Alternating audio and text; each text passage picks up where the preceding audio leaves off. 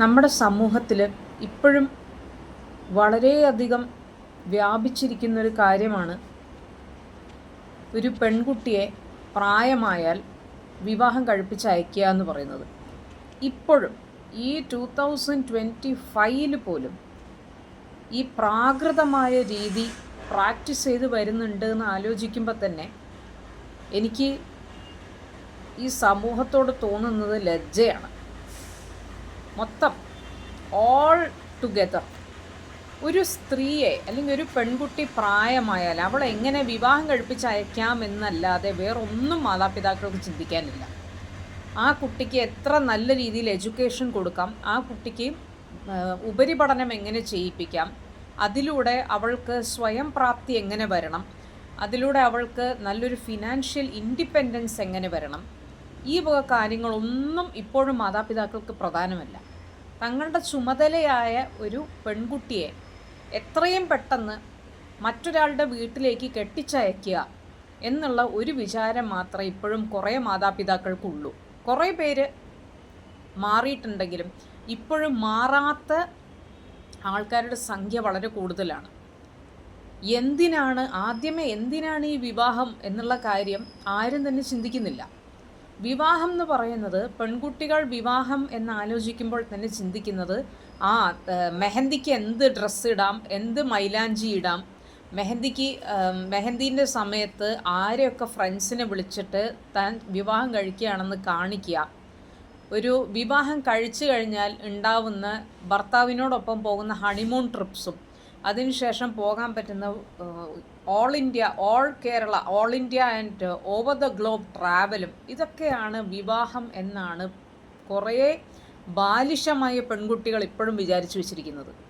വിവാഹം എന്ന് പറയുന്നത് ഒരു വളരെ ഹാർഡ് കർമ്മയാണ്, വളരെ ഹാർഡായിട്ടുള്ള ഒരു സംഭവമാണ് വിവാഹം. ഒരു വിവാഹവും സ്മൂത്തായിട്ട് പോയ ചരിത്രം ഇന്നേ വരെ ഉണ്ടായിട്ടില്ല.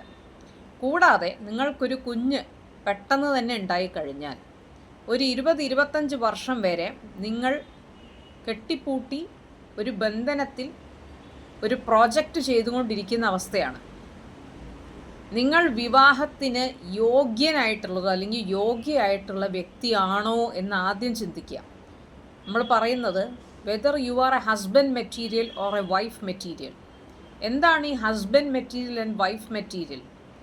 ആദ്യം തന്നെ പറയാൻ പോയി കഴിഞ്ഞാൽ, ഭർത്താവാണെങ്കിൽ തൻ്റെ ഭാര്യയ്ക്ക് നല്ല രീതിയിൽ പ്രൊവൈഡ് ചെയ്യാനും അവളെ എല്ലാ ബുദ്ധിമുട്ടുകളിൽ നിന്ന് പ്രൊട്ടക്റ്റ് ചെയ്യാനും അവളെ പരിപൂർണമായി മനസ്സിലാക്കാനും മറ്റെന്തിനുമുപരിയായി അവൾക്ക് പ്രയോറിറ്റി കൊടുത്ത് അവൾക്ക് വേണ്ടി കാര്യങ്ങൾ ചെയ്യാനും റെസ്പോൺസിബിലിറ്റി ഓഫ് ദ ഫാമിലി ഏറ്റെടുക്കാനും തയ്യാറായിട്ടുള്ള ആണാണോ നിങ്ങൾ?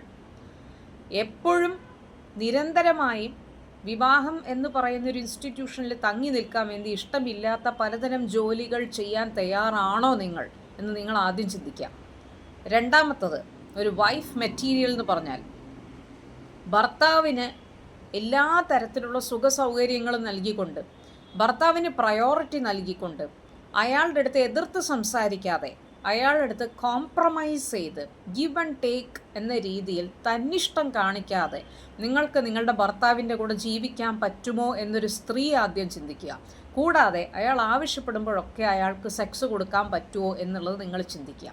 വിവാഹത്തിൽ കയറിയതിനു ശേഷം ഈ വക സാധനങ്ങൾ നിഷേധിക്കുക എന്ന് പറയുന്നത് ഏറ്റവും ക്രൂരമായ ഹിപ്പോക്രറ്റിക്കലായിട്ടുള്ളൊരു സ്വഭാവമാണ്. നിങ്ങൾക്കത് ചെയ്യാൻ പറ്റില്ല എന്ന് ഉറപ്പുണ്ടെങ്കിൽ ആദ്യമേ വിവാഹത്തിലേക്ക് കടക്കാതിരിക്കുക. അത് ചെയ്യാൻ പറ്റും എന്നുള്ള ആ ഒരു കോൺഫിഡൻസ് വന്നതിന് ശേഷം മാത്രം നിങ്ങൾ വിവാഹത്തിലേക്ക് കടക്കുക. വിവാഹം എന്തിനു ചെയ്യുന്നു എന്നുള്ള ബോധ്യമില്ലാത്തതുകൊണ്ട് India is supposed to be a country where there is hardly 1% of divorce, and you think it is because of love? Definitely not. It is because of the fact that വിവാഹം ഡൈവോഴ്സിലേക്ക് എത്താൻ പാടില്ല, എത്ര ബുദ്ധിമുട്ട് ജീവിച്ചാലും വിവാഹം ഡൈവോഴ്സിലേക്ക് എത്താൻ പാടില്ല എന്നുള്ള പ്രാകൃത ചിന്തയാണ് കാരണം. ആ ചിന്ത വെച്ചുകൊണ്ട് നിങ്ങൾക്ക് ജീവിക്കാൻ പറ്റുമോ, നിങ്ങൾക്ക് മുന്നോട്ട് ജീവിക്കാൻ സാധിക്കും എന്നുറപ്പുണ്ടെങ്കിൽ മാത്രം വിവാഹം എന്ന് പറയുന്ന ഇൻസ്റ്റിറ്റ്യൂഷനിലേക്ക് കാലെടുത്ത് വയ്ക്കുക. If you have any hesitance, any doubt, please do not do this. കൂടാതെ ഏതൊരു വിവാഹം കഴിക്കാൻ പോകുന്ന വ്യക്തിയും ഒരു പ്രീ മാരിറ്റൽ കൗൺസിലിംഗ് നിർബന്ധമായിട്ടും എടുത്തിരിക്കണം. ഒരു വിദഗ്ധമായ കൗൺസിലർ എടുത്തുന്നോ അല്ലെങ്കിൽ ഏതെങ്കിലും ചേർച്ചിലോ എവിടെങ്കിലും ചെന്നിട്ട്, പ്രീ മാരിറ്റൽ കൗൺസിലിംഗിൽ സ്പെഷ്യലിസ്റ്റ്സ് ആണ് ഫാദേഴ്സ് ആൻഡ് സിസ്റ്റേഴ്സ്, അറ്റ്ലീസ്റ്റ് അവിടെയെങ്കിലും പോയിട്ട് ഫീസെങ്കിൽ ഫീസ് കൊടുത്തിട്ട് എങ്ങനെയാണെങ്കിലും അത് പ്രീ മാരിറ്റൽ കൗൺസിലിംഗ് കൊടുക്കുന്ന സ്ഥലത്ത് ചെന്ന് പ്രീ മാരിറ്റൽ കൗൺസിലിംഗ് എടുത്തതിന് ശേഷം മാത്രം നല്ല രീതിയിൽ നിദാനമായി നന്നായി ആലോചിച്ചെടുക്കേണ്ട തീരുമാനമാണ് വിവാഹം വേണോ വേണ്ടയോ. നിങ്ങൾ ഒരിക്കൽ വിവാഹം കഴിച്ചു കഴിഞ്ഞാൽ നിങ്ങൾ ലോക്ക് ചെയ്യാൻ പോകുന്ന നിങ്ങളുടെ എൻറ്റയർ ലൈഫാണ്. കൂടാതെ നിങ്ങളൊരു അഡ്വെഞ്ചറസ് ആത്മാവാണെങ്കിൽ ഒരാളെ കല്യാണം കഴിച്ച് ആ വ്യക്തിയുടെ ജീവിതം നശിപ്പിക്കരുത്, ദയവ് ചെയ്ത്. നിങ്ങൾ ഓപ്പോസിറ്റ് ധ്രുവങ്ങളിൽപ്പെട്ടവരാണെങ്കിൽ please don't destroy the life of another person.